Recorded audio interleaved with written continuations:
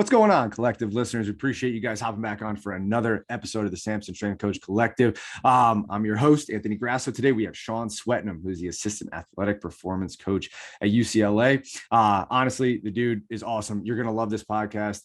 We cover so many different topics that it would probably be a disservice for me to even try to summarize it up in this, little pre-recording here. But honestly, let's get into it. Have some fun. It's a little bit longer, but Sean is a wealth of insight. From technical knowledge about sport performance to things that we even get into, towards the end about just life, philosophical ideals around stoicism and death and everything that comes with it and everything that we're doing here. So it would be a disservice for me to try to provide more words to what we actually discovered and discussed. But let's get into it. Enjoy it.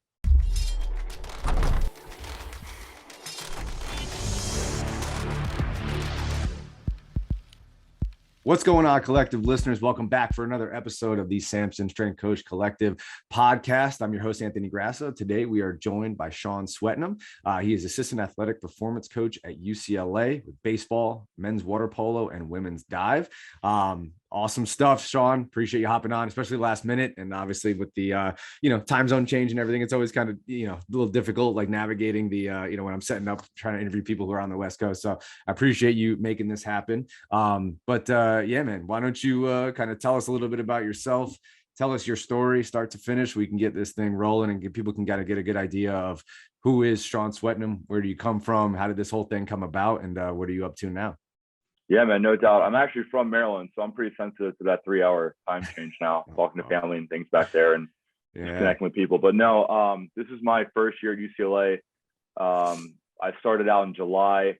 Currently just got dive switched up with women's water polo, just to not correct you per se, but just get that off. Right. Oh, It's a brand new setup. I'm originally from Maryland, moved out here in 2015 after getting married. Started out at a small Division II school, Concordia University, Irvine, worked with track and field, got a lot of time there. Got my master's degree over there in coaching exercise science. And then after that, ended up at the place across town, worked with football for a year. It was like really great experience before the restructure at SC. Life was good. Looked into getting into some other avenues with regards to like strength and conditioning. Like I'm sure every strength and conditioning coach does after they have a year somewhere and they're thinking, okay, what do I do now? So looking to the private sector, I had about 10 years of experience there after college. And then thinking of what I wanted to do next, got involved with interviewing and turning down a job with the Marines down in Coronado because that was decently close, doing some like SEAL fit stuff like that. And I was pretty pumped about that, and then got an opportunity in a private facility. It didn't jive well in regard to where I wanted to go, where I wanted to be, and then the current offers that I had, and ended up at UCLA. So it worked out really, really well. Love it here. It's been a great culture. It's been different wearing the blue instead of the cardinal and gold, which is fine, but it's just a little different. Got a little flat coming in, but found out there's a lot of people that kind of do that like trade off across town. So it's been interesting. It's been fun, and still talking to some of the guys over there and things of that nature. So it's been good. Andrew Smith then, right? Oh, that's my guy, man. I love dude. That is distilled juice incarnate is Andrew Smith.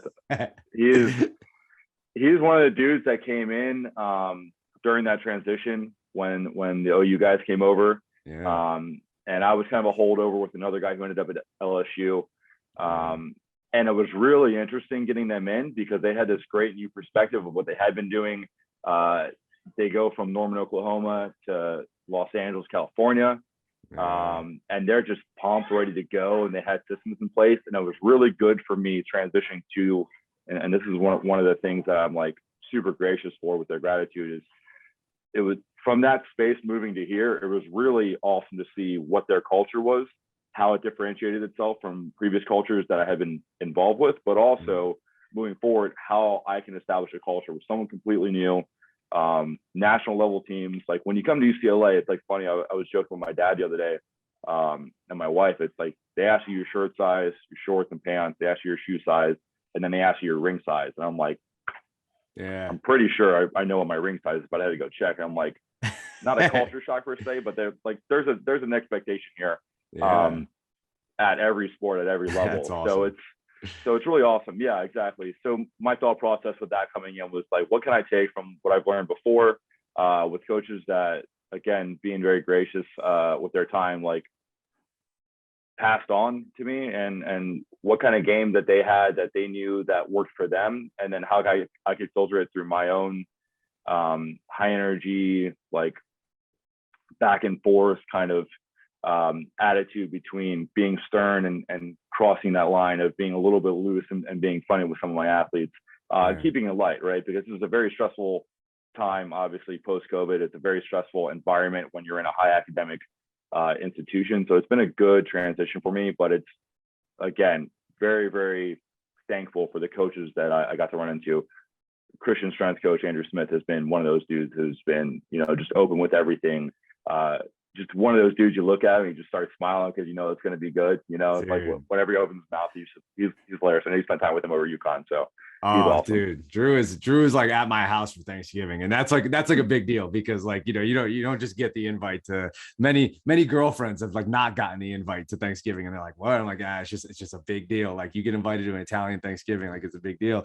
And I remember like it was around Thanksgiving, and we were at the office. We practiced that day, and I was like, hey man, like, what are you doing for Thanksgiving? Like, are you just gonna like chill like at your house or whatever? He was just like, yeah, I don't really have much going on. I was like, oh dude, you gotta come eat. Like, we gotta come eat, And so Christian Strength Coach is his new Instagram account that he goes for all the people who are wondering. But Drew is like honestly one of the most like high character human beings I think I've ever met, if not like the most high character human being I've ever met outside of like my parents and my own family. But like, yeah, it just, I mean, the dude just like breathes just like excellence, and like everything that he does, he's like just stand up guy. And honestly, like at the same time, I think a lot of times you get guys like that and they're almost like unrelatable though, right? And like that's not Drew at all. Like he's completely like human, right? He's gonna like chop it up with us. He's gonna go get pizza on a Friday night after whatever, lifting some weights. I mean, he would be here at my house all the time. You know what I mean? On Saturdays, and just trying to like get some weight to work in and go have some fun. And so I mean, he's just such a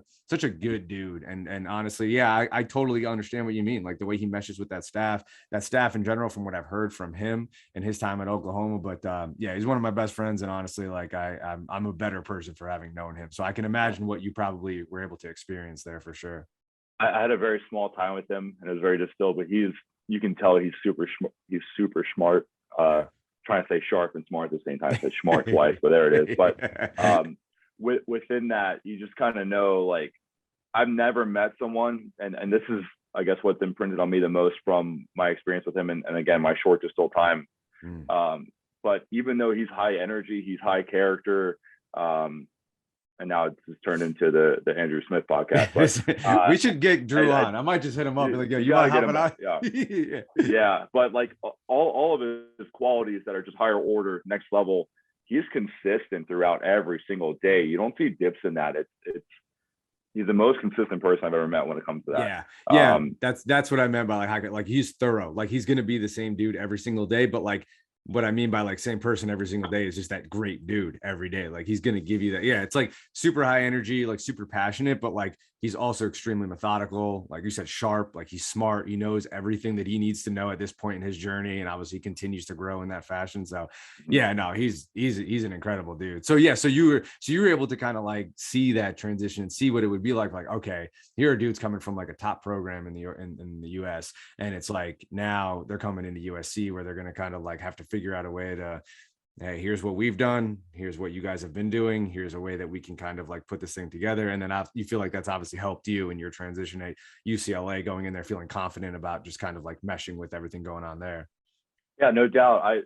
I actually got to see almost 3 transitions, strength coach wise, maybe 2, right. With the coach who had me on from Notre Dame, who came over, and it's like, how do you superimpose your own program, like within a new space, a new area, even just the logistics of your training area and what you have, and what's available and the tools that you're used to or not used to, some luxuries and some things that you just think would be, there for you. So got to see the Notre Dame guys come over and really run their program. And it was like really interesting. Like they were really open to me asking questions and giving me some autonomy with a lot of the RTP guys, and just figuring out like what we could do with regards to how their system already works, But that was my first year in football. I had wanted to get into football previously, and that was kind of one of those things where like track and field would help. My first strength and conditioning coach when I was a young cat was actually a high jumper, Frank Costello, who was the strength and conditioning coach for the University of Maryland for a long time. He was an Olympic alternate for a while. He's actually from the area where they would just like split over the bar. They would just jump right over it. And he was always competing back and forth with this dude. And then one day this dude just went over on his back and Dick Fosbury took over pretty much. And he would just do it as like a thing at the end of runs where his third attempt would just be, Fosbury flopping.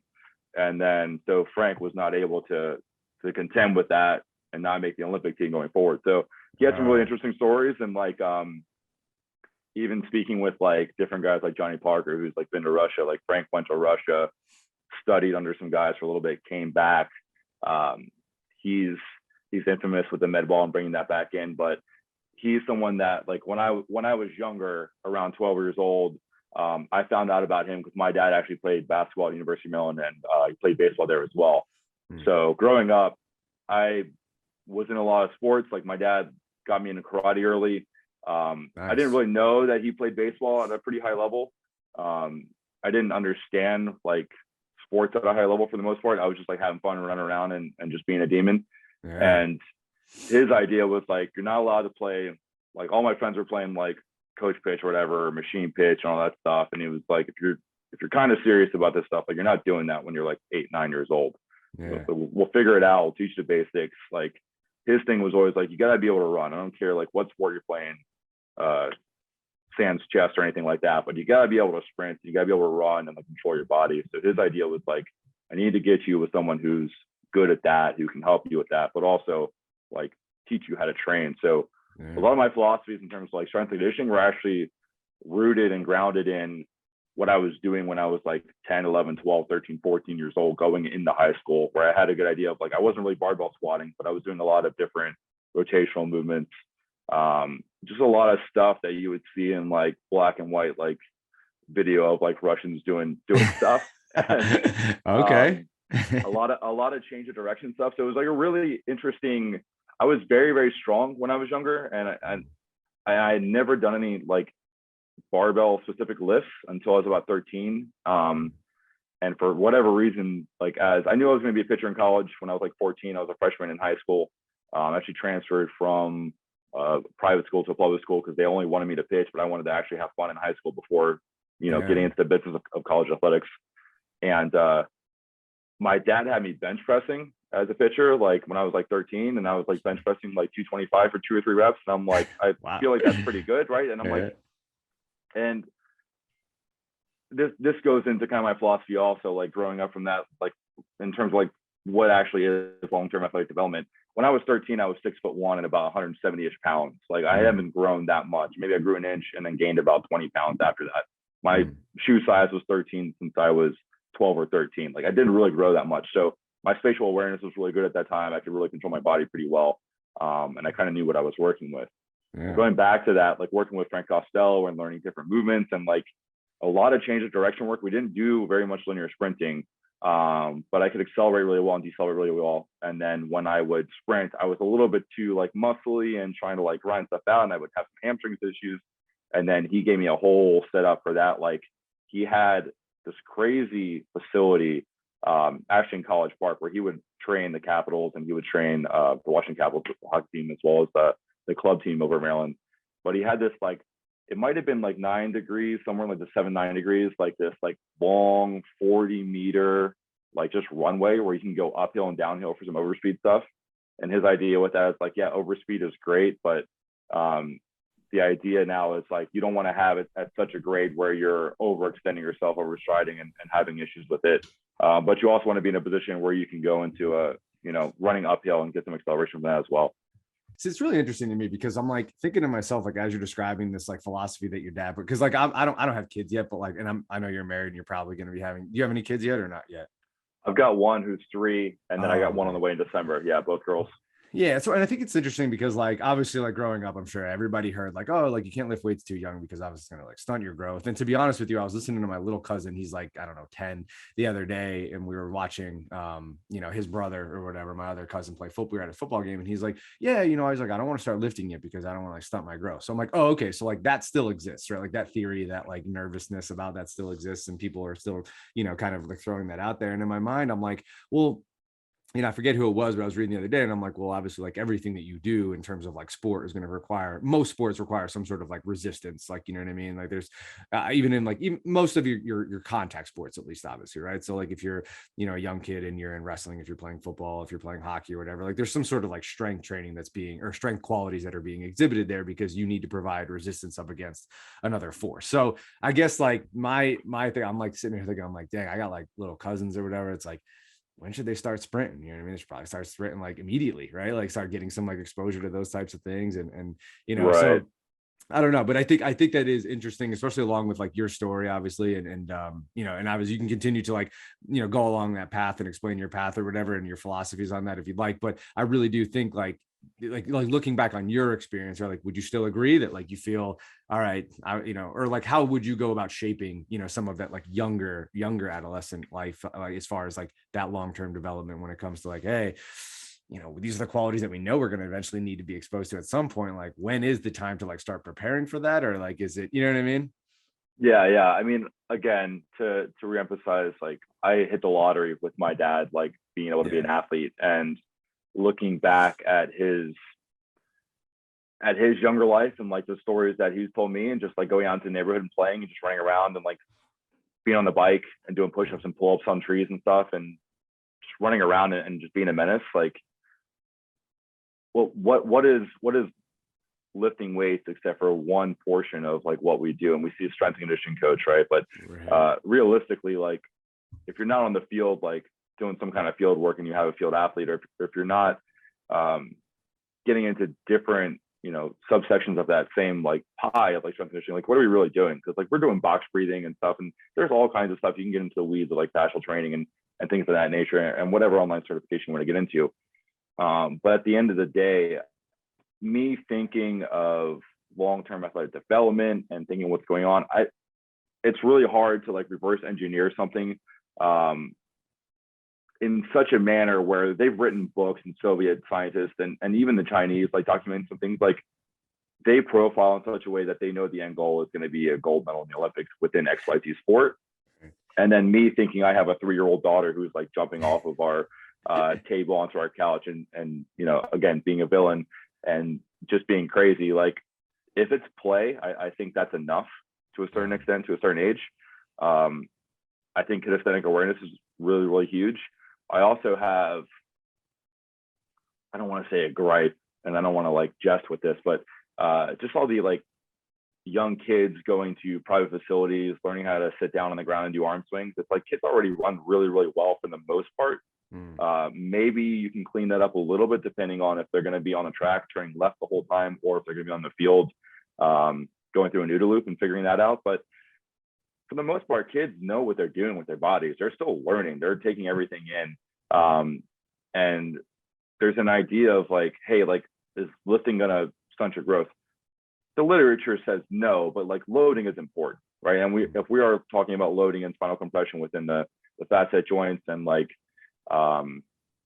diminishing disc space and getting very, very closer to each other without, again, restoring that same pliability, that yeah, maybe it is difficult. I don't think the issue of weightlifting as a child is an issue in terms of weightlifting. I think it's in terms of like prescribed load, Sure. scaling, modifying within different things. And that can go into a whole host of other, questions and reasoning down the line of like structure of torso length, and you can get into Bill Hartman into spinatal angles and things of that nature as well. And, femurs and how they get into the acetabulum and the hip socket and yada, yada. But at the end of the day, like what's your goal with someone who is a young athlete, a young kid? The whole point of sport is play anyway, right? It's to learn the strategy and the specific tactics within that sport, to play that sport, enjoy themselves, come home, learn how to lose, have a little bit of ice cream or whatever, and then pat them on the back and say, hey, you got swim lessons on Wednesday, let's go have some fun. Yeah. It's, I That's mean, a what great is it? summary right there. Yeah, that's exactly what it is. Yeah. Yeah. And I think, and I'm going on a little bit of a, perhaps it's a diatribe on this, but the idea is that like, as parents, we can superimpose a lot of our, self-limiting beliefs and a lot of stuff. And this can go into another discussion as well. We can keep going down the Yeah. rabbit hole and then find another one. But what are you trying to get out of a kid except for to teach them like some kind of resilience, keep them healthy, keep them active, teach them how to collaborate with others, right? Teach them how to be a leader if that's something that is important to you, Sure. and then teach them just how to deal with adversity, really, Yeah. in a physical manner. I think wrestling is really good. Gymnastics is great as well to a certain extent. Like my wife is 6'1". We met in college. She played volleyball. She's from California originally, so I had an easy time, bending the knee in regards to like moving out here where there's no winter. Yeah. That being said, like our daughter, who's 3 now, like she's going to be over 6 feet tall, is what the doctors are telling us. Like, she might be taller than me at 6'2". It's what they're thinking, and my mind starts to race towards like, ooh, could she be like one of the first people to win 2 gold medals within the same season of the Olympics, where she could play volleyball and basketball or something of that nature? Could we do that? Is that fucking important? I don't know if the cursing is whatever, but like, is that really important at the end of the day? I just want to have fun and like make sure that she's successful. And then when she ends up, deciding she wants a family or not, like, am I a good dad or not? That's really all I care about. And are you healthy? And like, you have minimal nicks and bruises and surgeries and things of that nature that are just not important in regards to like actually, having a life. And like post-COVID, post-pandemic, what does a good, successful life actually look like after all this mess, as we transition out of it? And how are you going to do well in a future workplace or workforce with some people who don't communicate well because they're used to being remote or they're not used to interfacing in person? Do you have the social skills to be able to do that? And then do you have the capacity to deal with multiple things at the same time? So again, she's 3. What am I going to do except for just throw a ball at her and tell her to, have some fun with me and wrestle around and, have some fun. Pretty enticing though, right? Like, it's like you start thinking like, oh wow, like she's going to be over 6 feet tall. And like, she's got 2 athletic parents. And I am this like strength coach here, right? Like you obviously have worked at like high levels and are continuing to work at high levels of being not just a strength coach, right? Like just listening to you talk. And obviously like for everybody listening, this is my first time actually talking to Sean. I try to get as many guests on here that I've never met before, because I think it's fun for listeners to listen to somebody meet someone for the first time. But obviously it seems like you're a very, methodical person. And obviously you think through a lot of the things that you're doing. So you'd probably consider yourself more of a physical preparation coach, or somebody who's, like we have these titles, right? Like athletic performance coach or whatever it is. Like you're somebody who has a very zoomed out understanding of like what exactly it is that we're trying to do there, whether it's working with somebody who's, whether you're talking about just like the philosophical concepts of like what you want to do with your daughter at 3 years old, right? And like what she could potentially be, capable of. And then obviously the athletes that you're working with, right? So like obviously you're, I know you're thinking along those lines, like you're thinking, hey, like I have the ability to piece together some quality like preparation for her. And maybe it doesn't necessarily, we're not talking about just like the weight room. Obviously we're talking about all the things that go into these qualities that we're looking for. And a major part of these qualities, it seems like what you're getting to, right, is like a lot of that is making sure that she's having fun. So I want to give her like, a lot of exposure to like having fun in different types of sports and different types of skills so that she can acquire more skills and different types of scenarios, tactically and technically.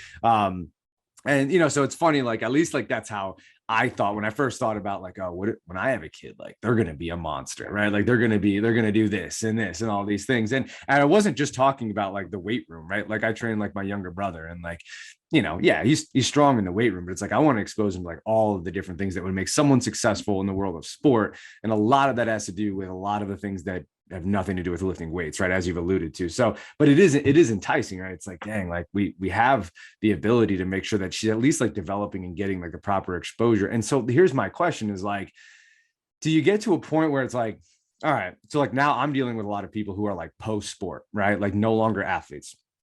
When I was working at the Division I level, I always felt like there was no scarcity of people who are trying to impart their wisdom and get more time with the athlete, right? Like everyone's pulling the athlete, like sports med, strength and conditioning, your sport coaches, everybody, your position coaches, they want more time with the athlete, right? Academics, whatever.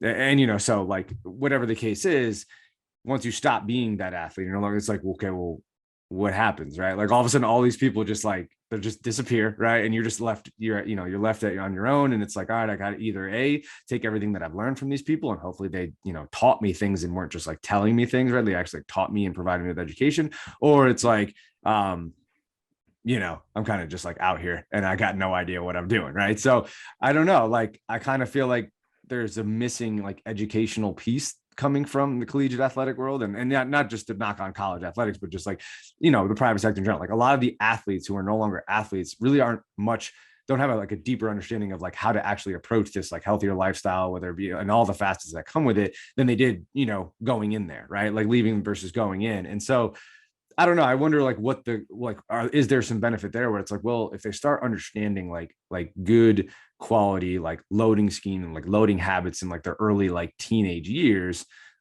quality, just like understanding of how to like treat the body, like what works, what doesn't work, at the very least, like we're not even talking about preparing them for like what they could do in terms of athletic endeavors. We're just talking about how to like actually have a healthy relationship and a healthy perception of eating, training, working out, challenging yourself mentally and physically. Because I think there's a massive misunderstanding and misperception. And what's the word I'm looking for? Not necessarily. I think there's just like an unhealthy outlook on like what exercise is after, for most people, like after you become, or you're no longer an athlete, or maybe you never were an athlete, right? Like, and I think that it's something that's like a duty, or it's like some sort of like chore for a lot of people. And I can say this now, kind of working in the space, I'm working with a more private sector, and I'm working with like people who are considered clients, right? It's like I see this, right? There's this like unhealthy relationship between like food and like training and all this. So before we can get into, but I'm sure you'll probably touch on a lot of things that I'm going to touch on. So I'll let you speak, but like, you know what I mean? Like, what are your thoughts on that, right? Like, what do you truly feel like you're preparing these athletes for, and what can we do with the resource and the avenue that we've chosen to kind of provide that education?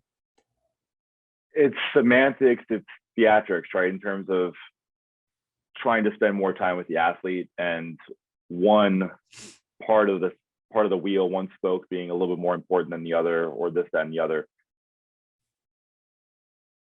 And I say that with like reserve with regard to like that's more of a generality than anything else. I've been blessed to work with like really great people. One of the things we do at UCLA, like with our athletic performance staff, is set up a multidisciplinary like guidelines or setups.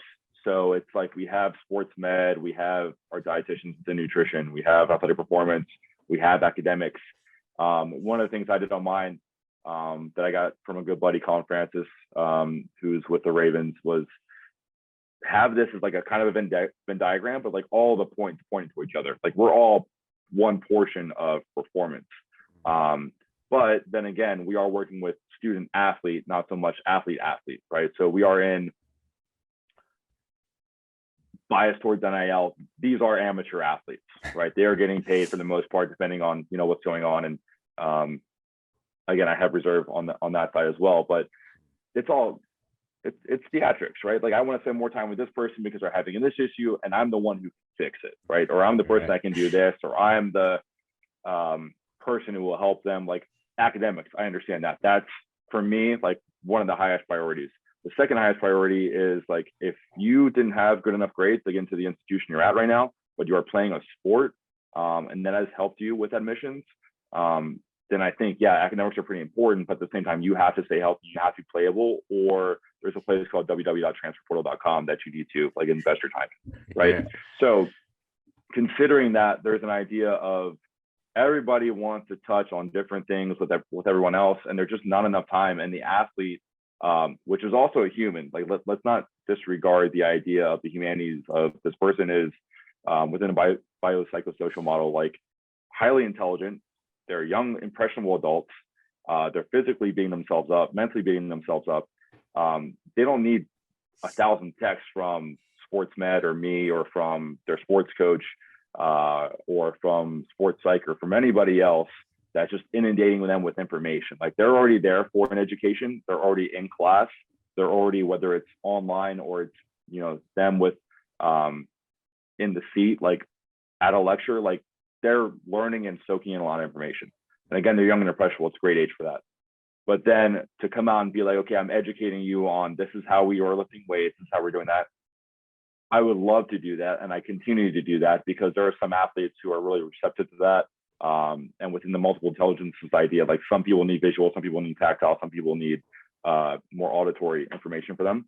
But on my side of it, like when they walk down the steps and they come into the Acosta training facility, they're there to train and be told what to do and how to do it correctly so they avoid injury and enhance performance.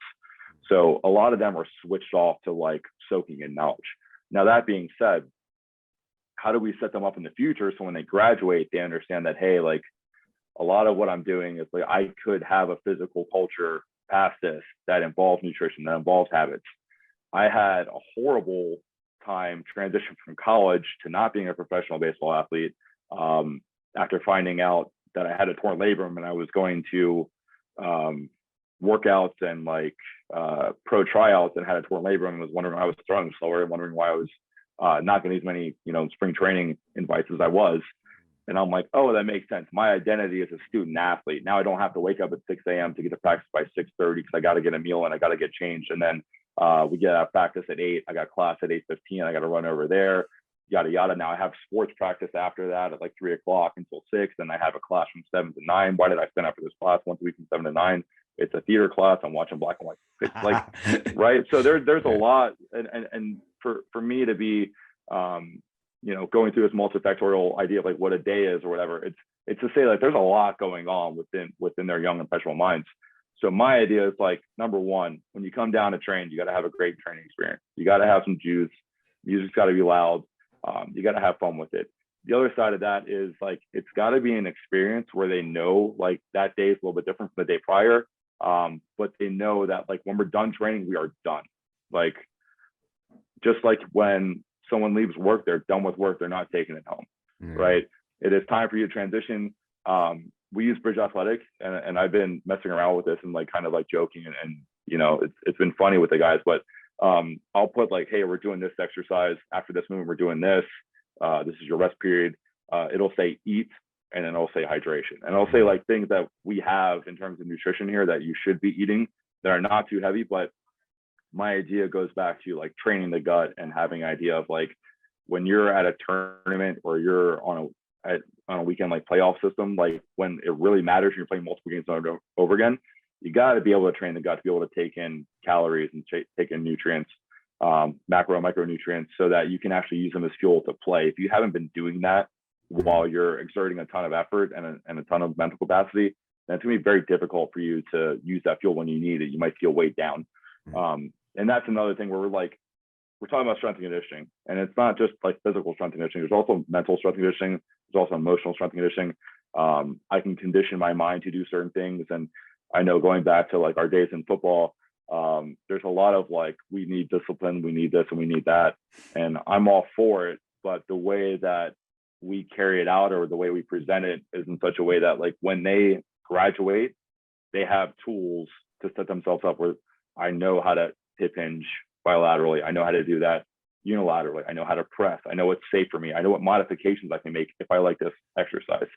I know like what this landmine does and how to set it up. I know what watts are on an assault bike. So there's an innocuous, I guess, indoctrination of like information that they don't know that they're downloading every day, because of when they're walking through the weight room, they know that there's certain units or certain measurements or meters per second squared of like what they need to be doing with our VBT and things of that nature. So to go back to like the former portion of that question, it's like, I like educating them. I know where it's going, but some of them just want to like switch off and just like get after it. And then they want to switch back on and like, okay, I need to go eat. This is my schedule. And it's very disruptive when they're finished with that. They have to enter the workforce or they're a professional athlete. And it's like their training system is going to be different. They're with quality coaches as well. But now instead of being at lifting at 6, they can be there at 1 o'clock because the game's at 7 o'clock that night. Right. So it's like a lot of that is like, how do you prep yourself to know like, okay, I know I need to wake up, even though I got to be at the field at 1 to do a little workout and prime the pump. Maybe I need to wake up at 9 instead of at noon, right? Because I need to wake up a little bit before I get things going. Then maybe I'll take a nap. And they have certain tactics and strategies what kind of breathing can I use to get out of a certain state? How can I switch states? Like, they don't need to know specifically parasympathetic, sympathetic, Sure. but they do need to know what that feel is so that they can communicate it. They do need to know the difference between injury, pain, and lingering residual soreness, as well as just general stiffness that they can work through and lube up. So short answer is they'll be fine. They're smart cats. Yeah, no, I think that's great. So I think like to sum up a little bit of what you're saying in terms of like, if we go like the automotive route, right? So I'm like under the hood of a vehicle, right? I need to know what tool will help me get the job done, not necessarily how the tool was made or, the other mechanisms that the tool can be used in, right? Because I think it's like, I was talking to this kid yesterday and he works in engineering and he was like, yeah, he's like, I work with machines and like we figure out like how to use the machines to make more machines that will make tools. You know what I mean? I'm like, damn, like that's pretty interesting, right? So like you just literally are like spending all this time and money creating something that will never actually be used for anything other than making more tools that people will see, but they'll never see the mechanisms that are being made, right? The mechanisms that are being made to make these tools that everybody will go buy at like AutoZone and Snap-on or whatever to go fix their trucks and their cars. And it's like, that's kind of the way I see like what you're describing is like, okay, like they're going to be fine. Like, yeah. And I think there's definitely some truth to that. And I felt that way. And this is something, that I kind of go back and forth. I felt that way after every training session with someone.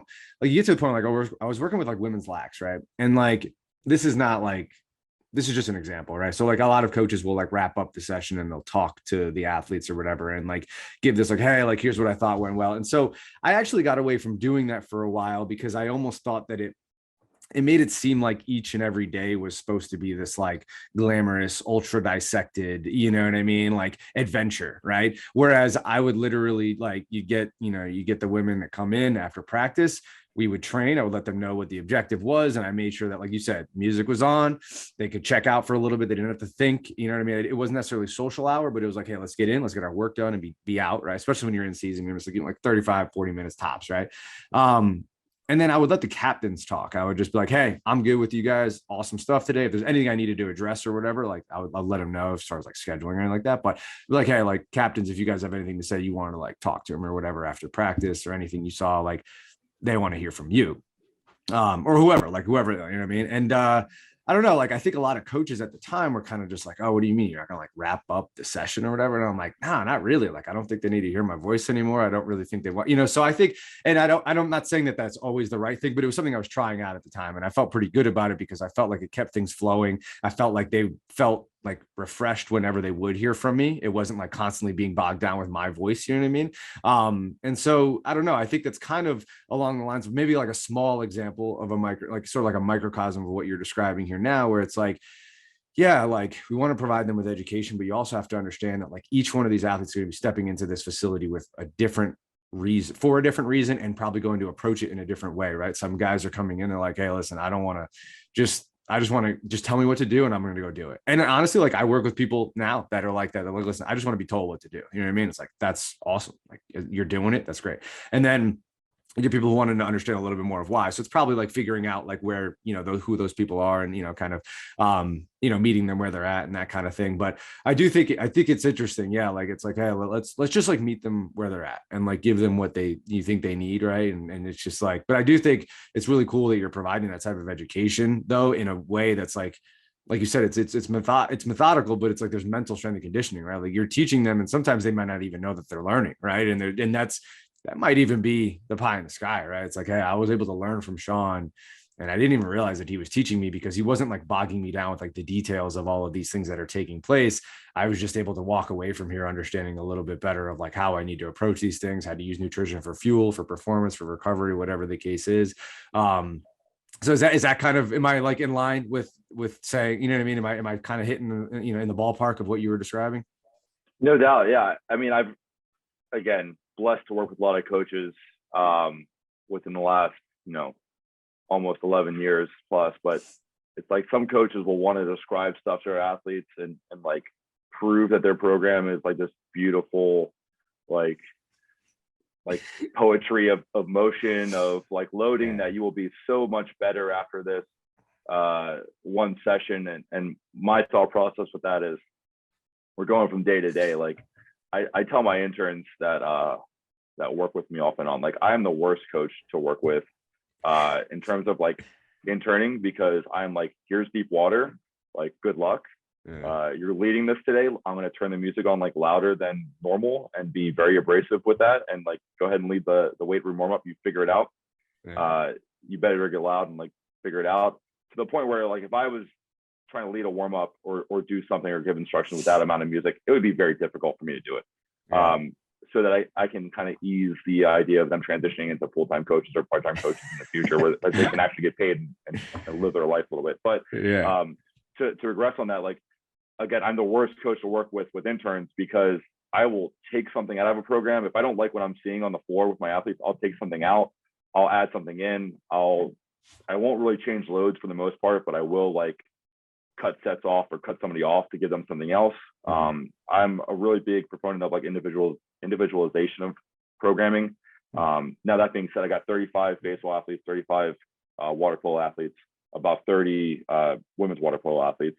And the idea behind that is like, I'm not going to have 35, 28, 30 plus programs.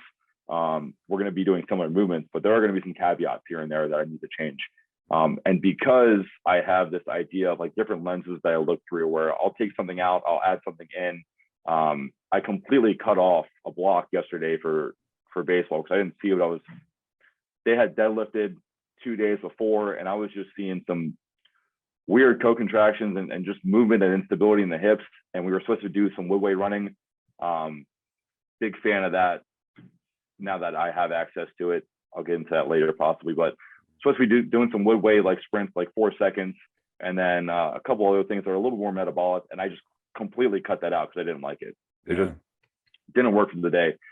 I'm not going to add it the next day. I have an idea of where I want to put it, but the ability to like quickly make decisions is what I'm trying to show them without telling them. And again, like I heard this quote a long time ago. My wife is a Spanish teacher, so she's big into literature, but her mom is also a teacher. She's an English teacher, so also huge in literature. Like, you don't want a good director in a movie doesn't tell you about the character. He shows you about the character that you like, or he doesn't tell you the plot of what's going on. He'll show you everything. So I'm not going to tell you exactly why I'm taking this out.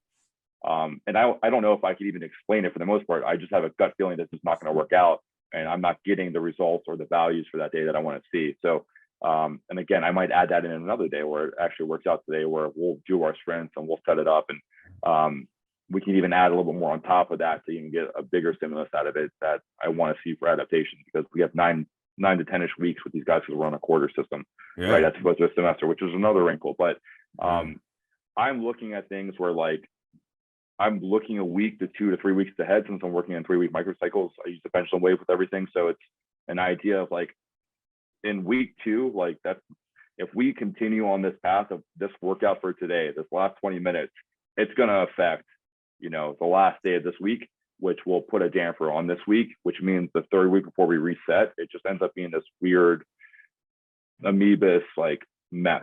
And my thought process with them is just like, hey, I took this out. Even 20 minutes before a workout, I'll see them walk in, and the way I structure everything is kind of like poker, and I kind of stole it from CrossFit in my time in the private sector. Is we have a buy-in, and then you have the workout, and then we have a cash out. The buy-in is usually just some kind of structural stuff that we need to do. Sometimes it's jump roping. Usually it's catered towards some kind of tendon thickness or some kind of robustness in the soft tissue. Sometimes it's just like eating and hydrating, like I said before. We have Sparta Science, so most of the time it involves a jump test on there. Once a week, the first day of the week, we'll do our plank test, which is an upper body setup to see if there's any asymmetries. And then we'll do our isometric mid-thigh pull as well. It'll be more intermittent with IMTP. But I get a reading of like where they're at in readiness and things. We get our Sparta score and things of that nature, and they use their load, explode, drive. But when I get into the details of looking through everything, I'm like, okay, I didn't like this the day prior. I can even tell like people are losing 6-7 pounds of body weight. That's usually hydration. Are they really truly ready for a dynamic effort today? Are they going to be able to like give me the motor capacities and the motor unit recruitment that I need for today? Or can I back off a little bit, kind of prep them through it, let them like kind of be a sponge for that day in terms of like nutrition. And then the next day I can get back into that. So there's a lot of things going on. And I want to make sure that, again, even though we're saying strength and conditioning, there's this whole like pie chart, this wheel of different spokes, of different slices, if you will, of things going on. And just very difficult to like verbally convey that to someone who's not done a CSCS yet or sat for a test and is more worried about a plate is, 18 inches. So if you're going to have, a facility, then the mirrors or the glass of a window has to be 20 inches off the ground, and the space of the right. So and altitude training, even though we're in LA, like if you're in Colorado, yeah, maybe it's important, but that's another one for another podcast, right? Yeah, for sure. So I'm like sitting here listening to you talk, and I appreciate these. You're giving us a ton of insight, which is really awesome, and you're really good at articulating it and giving us like sort of like I always felt like people who were really good at being a coach were somebody who could kind of like I don't know if you ever I don't know if you had to do interviews or whatever, you had to like defend a program or something like that, right? And like Drew had to do this when he was at UConn, even though he had already had the job, he was just moving up into another position, so they made him like re-interview, right? Which is really funny because like I'm in there and I'm like one of the guys, and we're like, I love it. Yeah, dude, it's hilarious. So like we're there and he's he's going through it, and I'm like, damn, like this dude is explaining something to me that's on paper, but I can like see this, like he's able to like explain it in a way that I get it. Like I know who he is. Like I know who he is because I knew who he was. But if I didn't, I feel like I would have a good idea of what this man would want to implement as a coach. Right. So, I appreciate it, but I'm sitting here listening to you talk, and I'm starting to wonder now if it might have just been like irresponsible on my part to like categorize, right, like all of collegiate athletics, but like, are we doing enough to like really set these people up for success way beyond athletics? And it's probably it's like most things, right? It's never like one or the other. It's probably always somewhere in the middle. But I do think that there's probably a form of education that I just wasn't aware of until like listening to you talk, which is that education that's like, hey, they're receiving it without necessarily even knowing, right? And like you said, like they'll be all right. You know what I mean? I still think in my like limited scope, like obviously like I have a very small sample size. I'm only one coach, and I've been at like maybe like 3 or 4 different universities. I think there are some places that do it really well, right? And like in some methodical ways and some creative ways. And there's so much like buy-in and engagement, and the players just love being around the coach, and they love the atmosphere, and they love not necessarily just like the hype, but just like the environment that's being provided for them. And it's different in every place you go.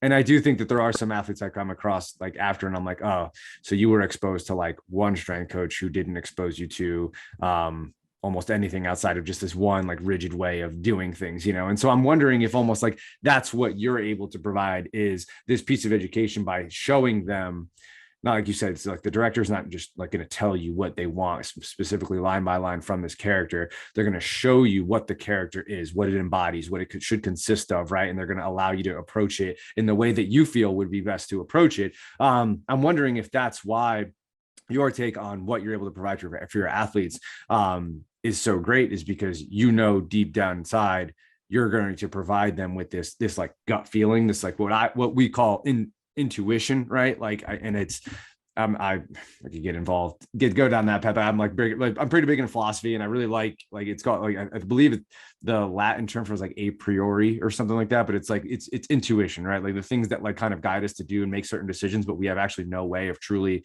knowing what that particular substance is that like told us to make that decision. Like when you decided to cut those woodways out or whatever the case, you're just like that metabolic work, you're like I could tell them why, but the reality is there is something that's like deep down in my gut that's really, really tough to articulate that.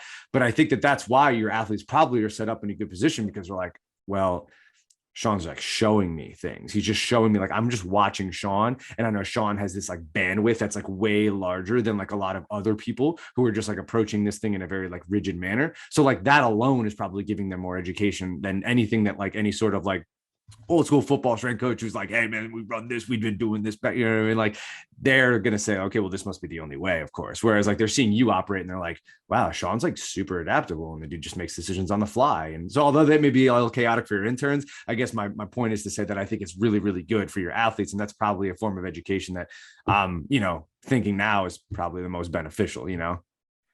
I mean, to go back to that and to piggyback off of that great thought process, like I am a servant to my student athletes. I'm very protective of them and their environment in and outside of here. but I'm just a vessel of like what I have acquired over years and years, and like what people share to me, and like again coming from that space of gratitude, where it.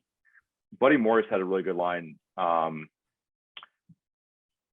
forget how the complete idea goes, but it was in the most part within the vein of, if you fail to learn, and something about failing to teach, but you're failing your athletes is the basic premise of that. And if you're not growing or expanding, then you're failing them as well. And to go back to that, like a lot of athletes are competitive, and that's why they're at the high level that they are. Regardless if that's like at a JUCO or a NAIA D3, D2, D1, does not matter. They're there and they're committed to spending time there because they're competitive and they want to do well with that. Yeah. I've had athletes who have part-time jobs, so they have to miss lifting and then they have to reschedule it. And it's difficult, but the idea there is also like, if you're smart enough to get a 4-year degree at a higher level, like institution like UCLA, which is like very difficult, you're going to have some pretty decent life skills. The seniors and juniors and guys that have been around, the more salty vets, are really good about educating the younger dudes and the younger cats of like what is actually going on and like how you should approach things. So I've been really blessed with like really great athletes within the last 3 months, right? That being said, like again, I'm just a vessel of like what I can do for them and keeping everything athlete led. So that also allows me to like say like, hey, before we go into this next block, I'm keeping you in the know, and this is why we're switching this. Don't do that. Like this is why we're cutting this out. And even like intuition, like gut feeling, like again, mentioning the woodways, it's like that that curved running setup. I really like it, not for acceleration or for even like top velocity, like upright mechanics, but then that weird transition in between. And what I found out is like going through and testing like 60-yard dashes with baseball, especially because I'm not doing so much of speed work with water polo, of course. Trying to keep their legs and hips fresh from like treading water for hours and hours and hours. But with the and I've seen this in past lives with like football and track and field as well. Like some people are really great at accelerating naturally. Some people have to work on getting really great at that. And some people can maintain their top speed like really, really well. And those really great mechanics and stay smooth and not muscle and just continue to have low ground contact times. A lot of people struggle on that torso positioning, trying to get more upright, and they might pop up too early. So when we're on the woodway for 4 to 6 seconds at the most, it really helps with that transition. Because of the curve, there's more ground contact time than there would be on a flat, actual surface, right? So because you're contacting it earlier in the cycle. If it's curved, I'm touching up here and then I'm dragging back there, as opposed to a flat treadmill where I'm kind of touching and going there. It's kind of if that makes sense, right? Yeah, so for sure. The ground contact time is longer on the woodway treadmill, and that has like, from what I've seen from a lot of other coaches and like talking shop with them, it's like, I don't like the woodway. It's too much ground contact time when I'm in this upright position. I'm like, you're kind of upright. You're kind of actually like the hip flexors are kind of like got you a little bit over. And that transition I feel is like super important that like a lot of people aren't touching. And that's why we're only in there for 4 to 6 seconds. Try to overemphasize. You're not going to be transitioning that long between acceleration, accelerative posture and another posture. But a lot of people struggle with that. And I've seen 60s go down. I've seen 40s go down just by focusing on that. And we didn't have that at my prior space. But that transition that we worked on was really good for that. And like getting into altus and the rudiments and things of that nature that we used a lot of rudiments at Concordia University, Irvine. Track and field coach there was amazing, but it's like one of those things where it's like, there's certain things that you look at and like, it's a curved treadmill. It's not that great. The other reason I really love it, and not to go on a rant about Andrew Smith today and about woodways and why I love him so much, but there's obviously less hamstring involvement, wear and tear, because it's a treadmill, right? So I'm not really, and a lot of people say, hey, treadmills are not great because we got, on the ground, you can't really 5 times ground reaction force or 7 times musculoskeletal force per each step in max velocity, yada, yada. Or whatever the figures turn out to be. It's a lot. You can't mimic that in the weight room. If you weigh 200 pounds, I'm not going to put 1,400 pounds on your back or 1,000 pounds on your back and have the same ground contact time. You're going to blow people up, and it's not possible. even on the pitch shark, which is like an 8-to-1 ratio or whatever the hell it is. But so it's like there's little things that we haven't really gotten into as strength and conditioning coaches that seem minor, that play and help both sides of the spectrum. We're too worried about, and I'm big on speed, running mechanics, because that's like my background. Like when I was coming up, was a lot of speed and just loved going fast, and then eventually like lifting heavy weights. And like, again, to go back to Buddy Morris and Coach X, like lifting is great. My interns moving the 35-pound plates around the place and moving the prowlers around are going to get stronger just by being here by osmosis. They're not going to get any faster though. So that's something that's skilled and it's trained. I had a great coach when I was back in Maryland too, Walt Klein, who was really big into speed, and he taught me a lot as well. And just kind of, I don't want to say that a lot of people taught me things, because I had a really good foundation coming back with like the pedigree of coaches that I was involved with my own training, but they affirmed a lot of the stuff along the way that really helped me. But to go back to what you were saying, Anthony, like we're too worried about these spectrums. And I think running is a good example of this. We're too worried about acceleration, too worried about top mechanics. There's a space in the middle we're missing. There's a blind spot there. Could you work on both and get faster? Yeah, that happens. Is there a way to expedite it? Yeah, I think I've got some good ideas with that. And again, it's like, even with, catapult and GPS, like when are you getting to 20 miles an hour if you're running that fast? Is that 20 meters or further? What's that transition like? And I'm working on my PhD at online Concordia University, nice. Chicago. And I'm pretty deep into it, but I don't know what I want to do my thesis on. And it has a lot and I want to do something with speed, because I think we're missing out on a lot of things. And going back to like Frank Costello used to mention Charlie Francis, and like looking at stuff like from Lance Brooks, and like even getting into some like West method stuff, but not really like,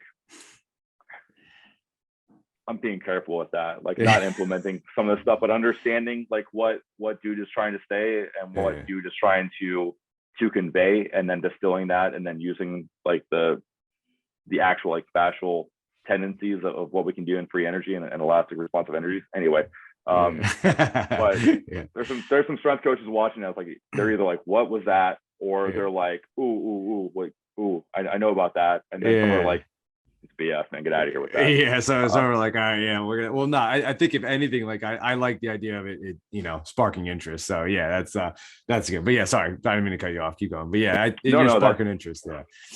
No, that's it. It's just again, like, what are our blind spots? How do we serve the athletes the best? I don't care if you're 3 years old, 10 years old, or you've been a pro for 10 years. What do you need? And within that, it's like the load management of things is dictated by the player and how they feel. Like a lot of it, like RPE is great, but like, are you lying to me or not? Like if I like, yes, my favorite thing to do, like when I come in with new athletes, is like, how you feeling? Good. Okay. Yeah.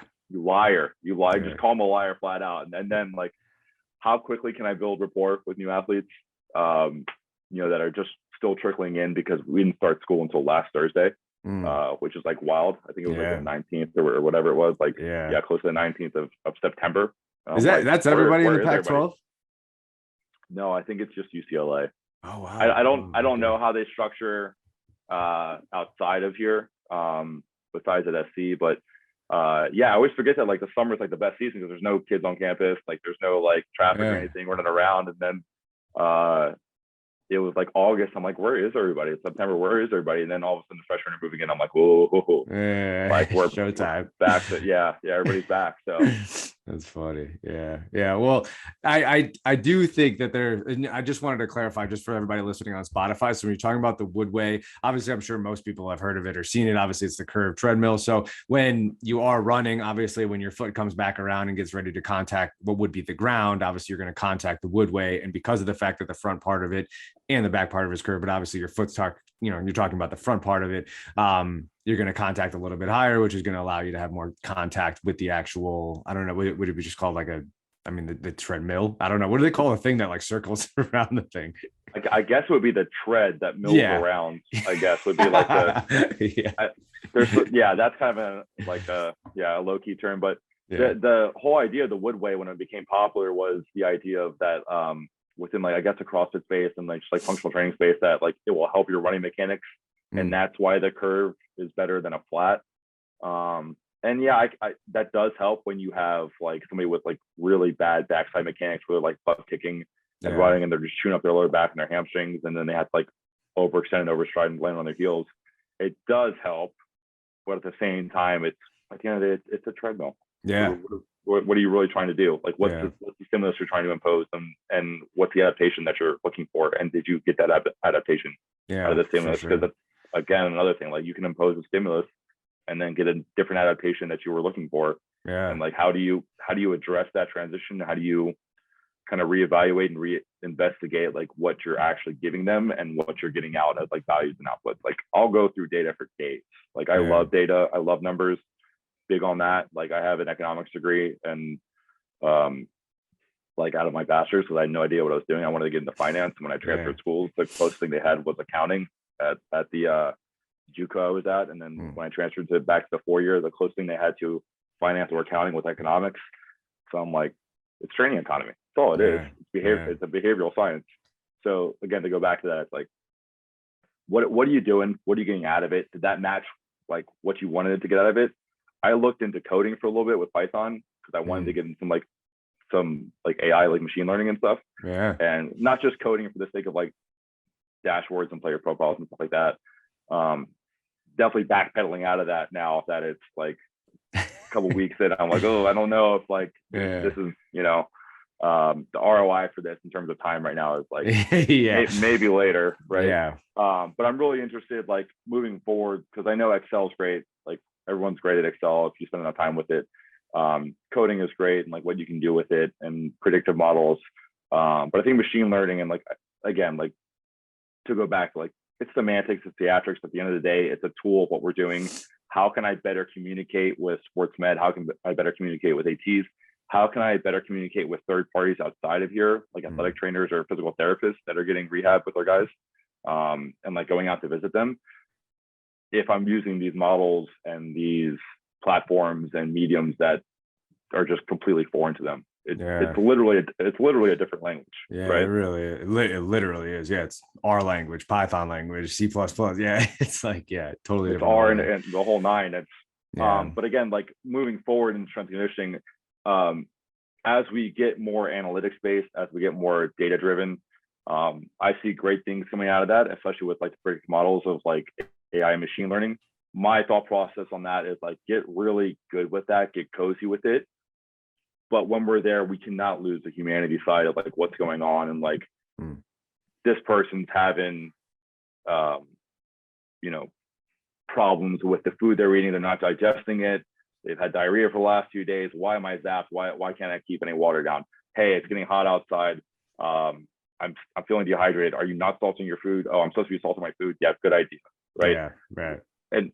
And just education within there of like, oh, like I made a mistake. And this goes back to the innocuous idea of like, they're going to be fine at the end of the day, at the end of their 4+ years. Like, you make a mistake, you get a quick tip or something that fixes it, and that sticks longer than getting indoctrinated every day. Yeah.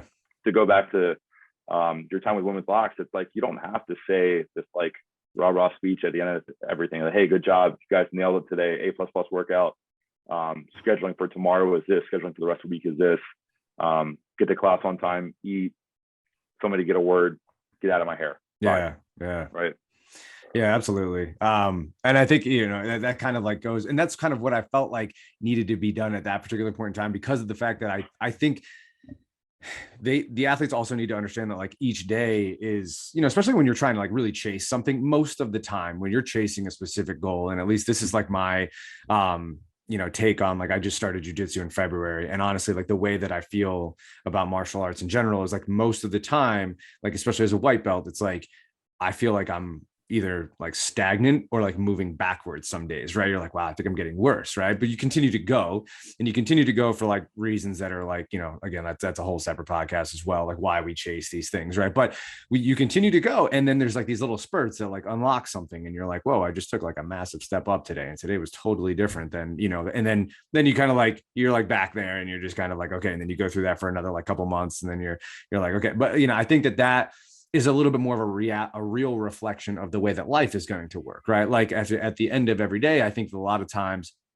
a lot of athletes feel like every day is supposed to be this like spectacular adventure and like, you know, all these things. And it's like, well, a lot of days like are not going to feel that way. We want to try to provide as much of that positive, you know, I'm a positive guy. Like I feel that way when I wake up for sure. But I think it took a lot of time to get to this place, right? To where I'm like completely at peace with like how I feel when I wake up. Whereas like, if we just tell them like, hey, through all of these things that you do, this is what's going to provide you with like all of this excitement that you need. Like everything needs to be exciting. And we need to have like some sort of like, you know, diagnostic to like how the day is going. Whereas like some days and most days, like they're all going to kind of connect and you're going to have to continue to just kind of like string them along. And then you're going to have those days that are like, oh shit, there's the byproduct of all of those other days that I put together. Right. So I think that was kind of what I was going with. I don't know. It was just a theory. It was one I prescribed to at the time. And I still kind of believe in it. I mean, that's really awesome. I think the hardest part of my day is like counting the right amount of scoops of creatine and like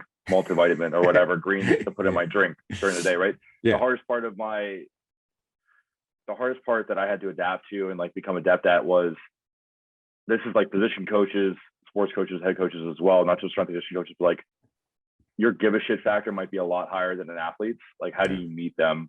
Like, you might come in and again, like you're the one designing the programming, you're training them, you're administering it, you're giving them recovery, you're really a touch off for everything. Like you do touch nutrition, you do touch, you know, some correctives, things of that nature, lifestyle choices, leadership, the whole nine. The strength and conditioning coaches are hilarious in that, you know, nature. But if you care way more than your athletes, that's great. But you have to understand that some are there to get an education and have fun, and compete as well. Yeah. But not all of them are there because they care as much as you do. Right. And a lot of them do care more than you do or care the same amount. But to neglect those that aren't as, I don't want to say they don't have as much skin in the game, because they're showing up every day and they're getting after it and they're being educated, and they're taking time away from wherever they live to be here, for pursuit of a better life after college or for a profession or networking. But the hardest part of my, I guess, maturity years ago, being a strength and conditioning coach or an athletic performance coach or whatever you want to call it, a physical preparation coach, someone who applies stress and someone who helps you manage stress is basically like the bottom line of what I do. But the hardest part was just managing, like, I really care about this. I'm in it. Why are you not giving me 100%? Energy and effort are always assumed. And if I'm assuming that you have energy and effort, why is it not matching mine? Not every day is going to be, you know, an idea of like, this is not a transactional profession. This is very much a servant profession. And that theory within like behavioral sciences and the biopsychosocial model is like, there's a lot of stuff going on that you don't know about as a strength and conditioning coach, especially in young and professional athletes. For you to just bark at them the entire time and just be upset with them because they're not carrying out everything as you see fit is like, if they're foam rolling on the ground and they're usually pretty chatty and they're quiet and their eyes are sunken in, and it just looks blown out, maybe you should switch things, right? If they're chatting it up and joking around and, you know, horsing around before, and they got all their work done prior, they got their buy-in done, and they're kind of just like, you know, being little kids, right? And having fun and getting into play. Sometimes I'm like, let's start the session at 7:05. Let's let them kind of like socialize and like have some fun. And, you know, I'm a little bit loose in that regard when it comes to that. Like, let's let them have some fun as a child, as a kid, as someone who, when they're done with school or when they get into class, even that transition of like, well, like now this is like, I gotta get serious. Yeah. Right? They don't get much downtime with each other. Again, post-COVID, because even the freshmen coming out of high school didn't have like a good college experience with that, or the freshmen coming in now are like, kind of like, I don't know what college is going to be like, especially after going through that whole experience for a couple of years. Well, have some fun and kind of like delegate, like maybe we add an extra set, maybe I sprinkle in something else within this like circuit or superset or block where I can get away with, you know, adding some extra volume because they feel pretty good. And then tomorrow they should be recovering or at a fatigue state where I need them to be. Because if I didn't put that in, they would be a little bit too fresh. Yeah. Right. Yeah. They're not gonna sure. they're not gonna super compensate. They're not gonna rebound as much because I didn't put enough on them. Yeah. So yeah. just trying to be as just trying to have a pulse on what's going on. I think it's the most important thing, but not straying away from principles. I don't want to say that it's loose and that everything is just like this modular chaos. It actually is a lot of just like, you have principles, you need to get done what you get done, and everything in between and outside of that is like open to interpretation. Yeah.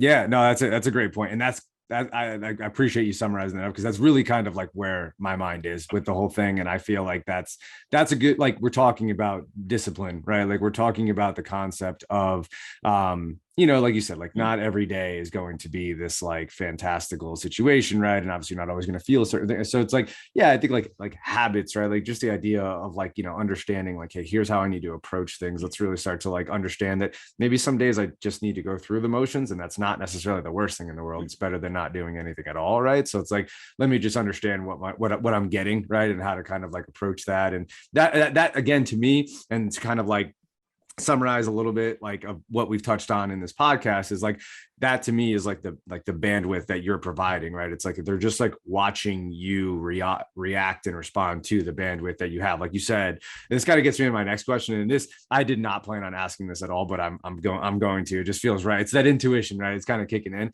You talked about being like a vessel, right? And it's like, okay, I've been exposed to like all these people and like your father or whatever, and like all these coaches, and then you've got your own experiences and things that you've just learned on your own.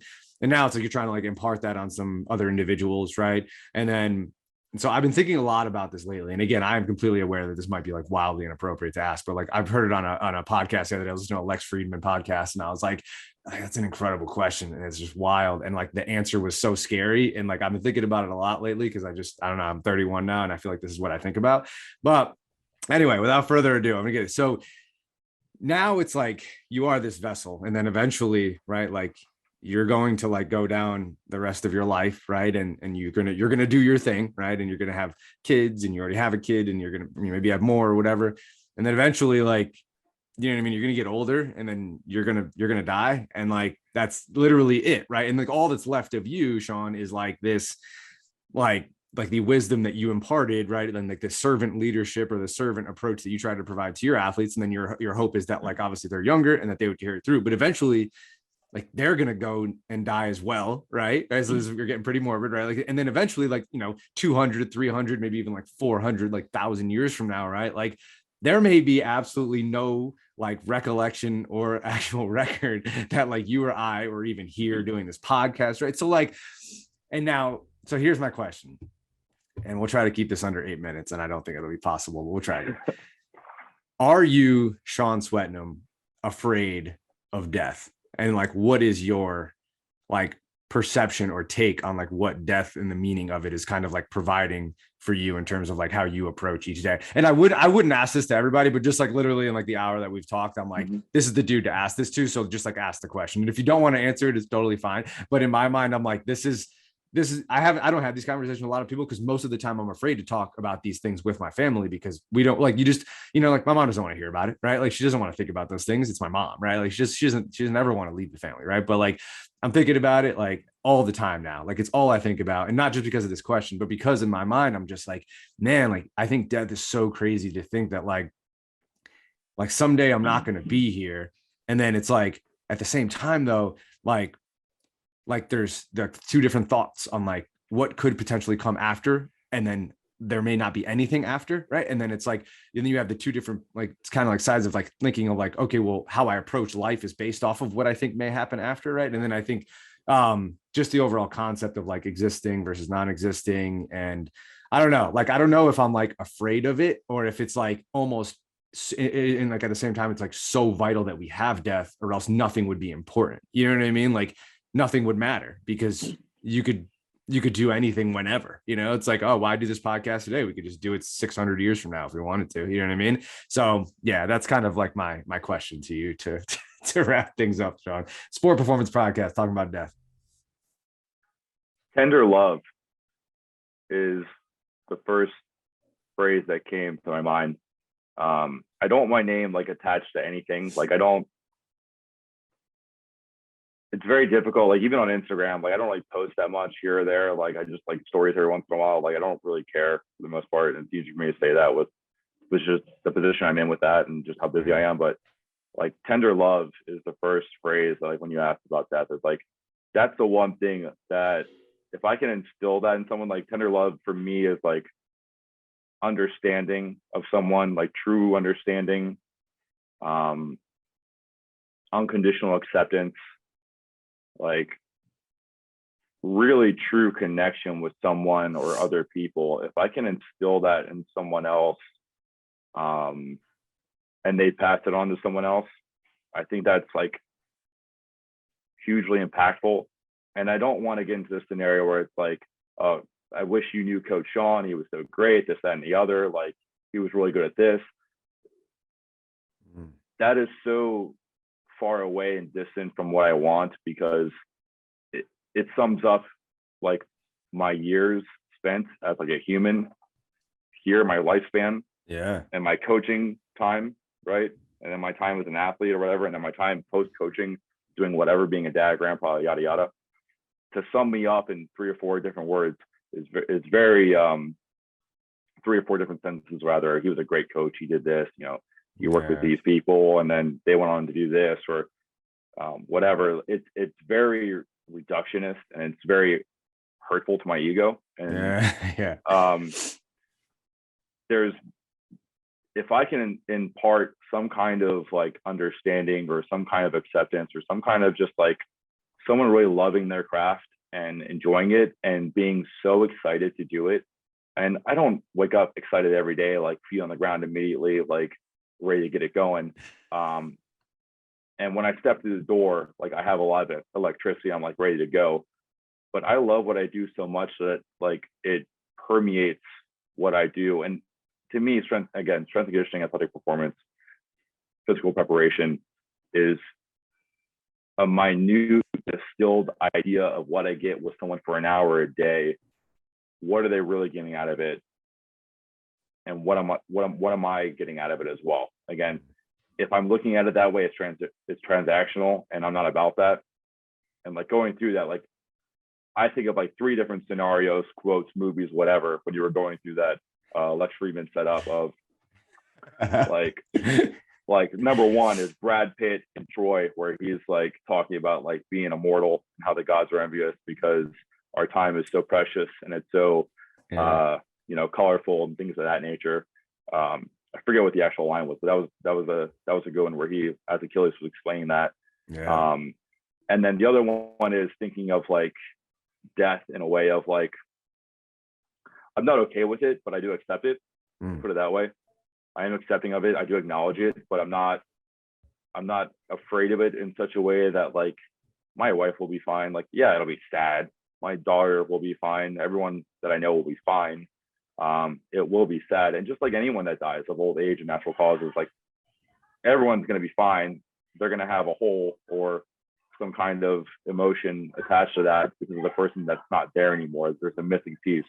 But going into like thoughts of Stoicism and Seneca and Marcus Aurelius, and I haven't read much of that or Epictetus and things of that nature, but what I have read more of, which is like within the same vein, is like kind of the Bushido thought process of like Hagakure and going into a lot of like the Eastern philosophies within there of like being okay with death, accepting death, practicing death, and even going into like Hindu practices of like yoga as a science of like practicing death and like breathing and things of that nature and stillness. I get the idea of that, and I get the complexity of that, and I understand that it's this is deep water we're getting into, Anthony. Deep water. I'm glad you're going down this route though, because literally as you're talking, I'm like, I'm thinking about, I'm reading, I'm like, I make my way through the letters to Letters from a Stoic. It's the book where they kind of like took all of Seneca's letters that he wrote to Marcus Aurelius and kind of like their transactions back and forth, and they obviously like interpreted it in certain ways and obviously translated it in a little bit better of a way, but that's literally what I was saying. So keep going, but I'm so glad you went there, because I'm like, oh dude, he's gonna go there, he's gonna go there. It's complicated for sure, but keep going. It's complicated, and so looking at like Eastern philosophy as well as like Stoicism and their like alignment within there, and then going back to quoting Troy, there's another good movie. I don't know if you've ever heard of it. It's called Conan the Barbarian with Arnold Schwarzenegger and James Earl Jones. Yeah. It's like every quintessential, like, Yep. trying to get my nephew to watch that movie, and he was like, I don't know, it's kind of slow paced, and it's not very good. Yeah.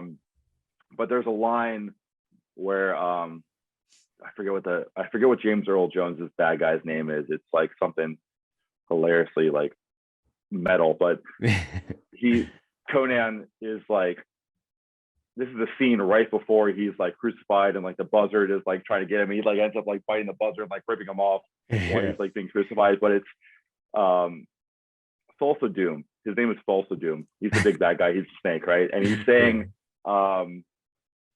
he's talking to everyone like he's God and like he's like their father and things of that nature. And he's like calling Conan my son.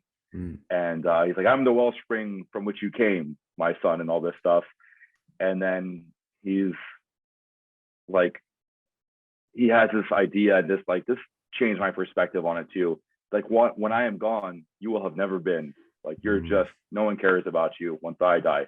Like, once I finish with you, you're done. And I think about that with like my family and like my father, my wife's father. Like, we have a really good relationship on her side of the family, which is awesome. And their family and like grandpas and grandmas, which are local. It's like, when I die, no one's going to care about my dad. Like, when he dies, no one's going to care about his dad, yada, yada. Right? And it goes down the line. So like, what are you actually leaving behind? Are you leaving behind a name? When my daughter goes and she gets married, like, is she going to keep her last name or not? Or is she going to hyphenate it or whatever? Like, does that really matter? Again, semantics and theatrics. Moving forward, it's like, if I can instill some kind of value that is permeable through multiple people, and if it's contagious in a positive manner, then I'm all for it. But like, me dying and wanting to associate myself or my name with work is great, but at the end of the day, like 200 years from now, 600 years from now, when we do a podcast or whatever it is, when we're just like this and staring at each other and whatever we're doing, right? It's like, what did you really get out of your time here? And who did you impact? And did you neglect your family to impact athletes? Did you neglect athletes to raise your impact socially within a platform? What are you doing? What's your intent? And then at the end of the day, like, same thing, it's like with training economy, like, what are the values you're putting in, and what are the values you're getting out of it? Right? So, not to give you too much of a cluster mess of an answer, like, there's no other way to answer that other than making it a cluster, and you didn't even do that. No, it's perfect. And that's kind of how I view it as well. It's like, and that's kind of where I've gotten to. And I know everybody talks like, oh, like, spend time with your family, because like, at the end of the day, like, they're going to have your job up, posted or whatever before they even get your obituary out there, kind of thing. Like, once you actually do that, it's like, I get it. Like, I understand that. I do think there is some like philosophical like needs to like, obviously having some sort of like work or like challenge or like task or skill that you provide on a daily basis. I think that's important for sure. Is it more important than the experiences that you have and like the life and the love that you have? So like, I think too, there's I don't know if you listen to the Avett Brothers, or you've heard of that band before, but the Avett Brothers, I think they're from North Carolina, but they have a song, and it's called Murder in the City. And it's about like, whatever, like, the song is about what it's about, but it's like, there's one line where it's like, I hope I don't butcher this now. It's like, always remember, there was nothing worth sharing like the love that let us share our name, right? So he's talking about like their brothers, right? And it's like they're trying to like talk about like which, who their parents love more and like all that kind of stuff, right? And it's like, for a while, like I was thinking about that, and recently, as far as I think it was like a year and a half ago, where my uncle actually passed away, and the son of it was like really like unexpected, right? And we were listening to that song, and we actually had like a frame of like the quote, we got framed, and like it was at the actual service and everything like that. And I'm looking at it and I'm like, that's so true. Like, really, the only thing in my mind that's like really, really worth salvaging right now is like the fact that two people met, they created this tender love that you're speaking of, right? And now, like, I'm the oldest of 5 boys, so it's like I have 4 younger brothers, and it's like that is the most important thing that we share, is the fact that two people love themselves enough to create us. And now we need to obviously try to create that same love, and live life with that same type of love as well. So I don't, and again, like that's getting down a whole rabbit hole, but I think that also makes it complicated for me, though, because when I listen and read a lot of like Stoic work, right, it's like, hey, you need to really be comfortable with the concept of non-existence, and like you were dead essentially before you were born, so why do you fear dying again? It will just be nothingness kind of thing. And like that makes me really fearful. I don't like that. I try to be comfortable with it, but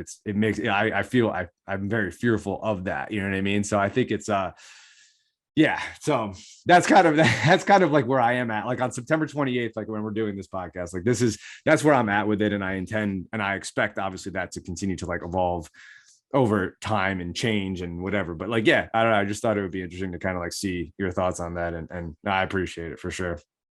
It's 7:30 a.m. in the afternoon over here. I'm having an existential crisis, right? Oh yeah, I forgot how early it is over there. Oh yeah, I love it, dude. That's awesome. All right, well, sorry. Yeah, no, I was just gonna say, not a lot of people like understand like what you have to sacrifice to get to where you are, or what you've like done to negate or mitigate any issues like to where you are. And people always want to just say, hey, like, you're doing well right now, you're hosting a podcast, life is good. But again, you get an athlete that comes down to round this out about tender love. It's like, you get an athlete that comes down, you have no idea what they're dealing with. Like, you don't get an email that like somebody's grandfather or somebody's uncle has died, or someone's having a hard time, or someone's mother is sick, right? So if you can just show people grace when they need it, as well as when they don't need it, I think those things are really conducive to moving forward. But then again, if you die, your job's up on Strength Coach Job Network, and that's showbiz.